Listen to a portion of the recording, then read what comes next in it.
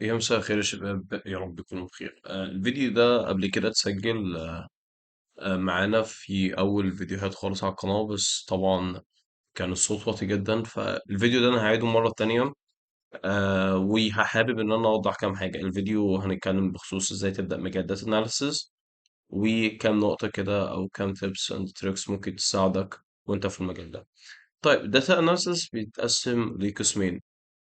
لو جينا مسكنا هنا مثلا المجال الأكتر، مثلا يعني خلينا كده هنقول مثلا إن هنا ده المجال التكنيكال، والتكنيكال هنا اللي انا قصدي بيه الحاجات اللي هي مش السوفت سكيلز. حاجات زي بايثون مثلا. آم، حاجات ايه تاني؟ آم، حاجات زي الباور بي اي، حاجة زي الاكسل. حاجة زي ايه تاني؟ ده طبعا دي الحاجات الأساسية، ولكن انت مثلا بايثون ليك بديل هو ار. ولكن لو انت ناوي ان انت بالفعل تخش المجال، فيستحسن ان انت تستخدم بايثون. ببساطة كبيرة جدا، ايه الفرق ما بين بايثون وار؟ ار هي حاجة مور ريسيرش اكتر، لما انت تخش في حاجة خاصة بماثماتكس او حاجة زي كده او ابحاث او كده، فهي ار هي اللي بتستخدم اكتر. اما بايثون هي الجنرال، الحاجة الجنرال. وطبعا لو انت رايح ناوي ان انت تكمل في مجال زي الماشين ليرنينج او داتا ساينس، اللي هو حاجات من اللي انت بتبدا ان انت تستخدمها في داتا اناليسيس زي الكليننج مثلا، البري بروسيسنج او اي حاجه من الحاجات دي، فيستحسن ان انت تكمل ببايثون. الاكسل والباور بي اي طبعا، اللي مش فاهم اكسل يعني يستحسن على الاقل تاخد البيزكس. يعني على الاقل خد البيزكس مثلا في الاكسل، زي ايه مثلا؟ زي البيفوت تيبل مثلا. دي حاجه. في حاجه مثلا زي السلايزر مثلا، ان انت ازاي تعمل سلايزر. حاجه تانية زي طبعا اللي هي simple statistics مثلا، اللي هي زي مين الميديان ولما اخره. ايه تاني ممكن مثلا نستخدمه في اكسل؟ الحقيقه اكسل طبعا انا عامل كام فيديو كده خاص باكسل، في طبعا اف، وفي لما اخره، وفي افس اصلا، وفي في لوك اب مثلا، واكس لوك اب، واتش لوك اب. الحاجات دي كلها، ولكن دي الحاجات المهمه تفهمها في اكسل. باور باي انت لازم تفهمه كله. باور بي اي انت محتاج ان انت تفهمه في حاجات كتير جدا، بداية ان انت بتستخدم مثلا باور بي اي ان انت تعمل فيزواليزيشن. زي تعالوا كده هوريكم حاجة مثلا ايه انا كنت عاملها. يلا بينا نخش مثلا على الملف ده. بس بحمل. طيب. آه آه تعالوا كده. طيب. بحمل.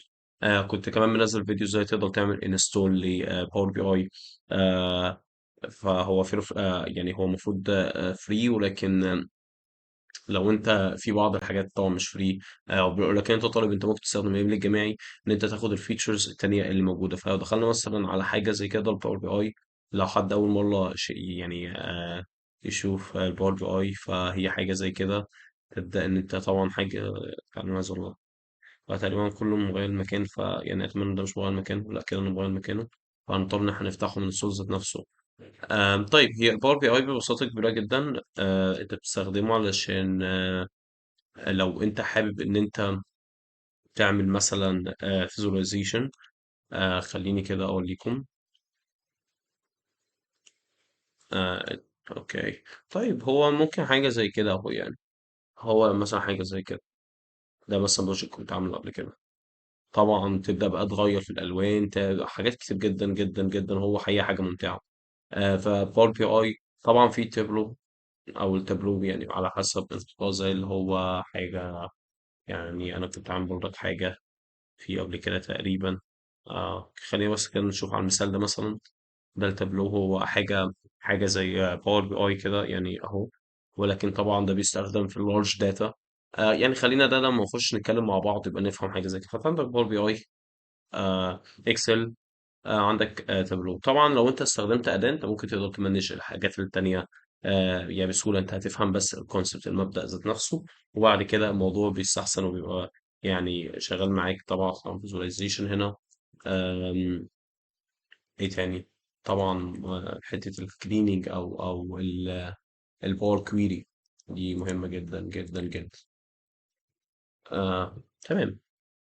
على ما اظن كده ده بخصوص لما هنتكلم عن حاجه زي طبعا في سبريد شيت مثلا. سبريد شيت مثلا حاجه زي كده كنت عامل عليها بروجكت قبل كده صغير. تعالوا كده نخش نشوف مثلا اونلاين. اوكي، هو انا مش عارف هو راح فين بس يعني هو ده سبريد شيت، يعني هو بيبقى حاجه كده بسيطه. يعني تقريبا كان لما اخش اقول مثلا هيفتح. هيفتح، ولكن اوكي هو هيفتح اهو. كان بروجكت كان من فتره تقريبا. مم، طبعا حاجات بتاعتها. طيب يعني هو عامة أنا كده كده كل الحاجات دي بإذن الله بإذن الله، يعني هحاول إن احنا ننزل بروجيكتس عشان كده كده حتى إيه نقدر نبراكتس مع بعض، أو نقدر نشوف لو إحنا حابين نعمل حاجة معينة أو كده. آم، بس فأنتوا كده فهمتوا ده سبيرشيت. طيب هنخش للحاجة اللي بعد كده، وبالنسبة لي هي حاجة، بالنسبة لي أنا يعني كمكاري هي حاجة أهم. وهي، تعالى نكمل كده، وهي السوفت سكيلز. بداية بقى من الكوميونيكيشن، بداية من حاجات كتير قوي، فهنبدأ مثلا السوفت سكيلز حاجة زي الستوري تيلينج.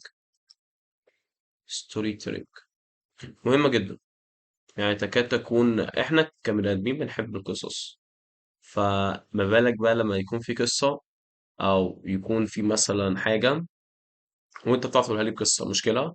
يعني مثلا جيت قلت لي بص احنا اكتشفنا ان في ناس كتير جدا بتمشي من شركة. يعني مثلا في الداتا اللي انا وريتها لكم من شوية دي، كان الداتا جايبها من كيجل، من اي بي ام. كانت شركة اي بي ام.